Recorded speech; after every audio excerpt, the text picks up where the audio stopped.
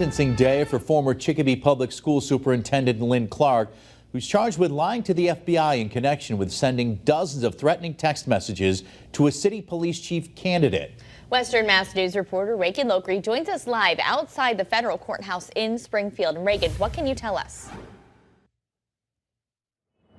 Well, Abby and Chris, if you remember earlier this year, Clark changed her plea to guilty in federal court, admitting to 2 counts of lying to the FBI.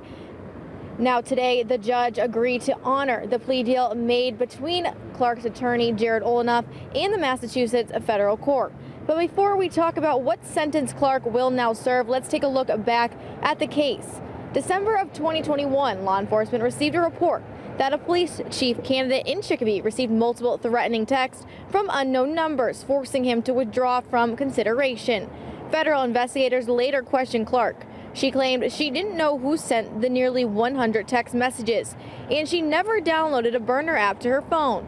She initially pleaded not guilty to these claims, but in January of this year, Clark admitted she did in fact send the messages.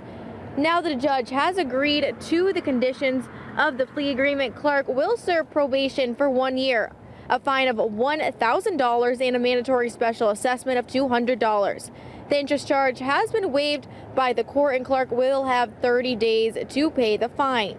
If she did go to trial, Clark would have faced up to 5 years in prison, followed by 1 to 3 years of supervised release and up to $250,000 in fines for each count.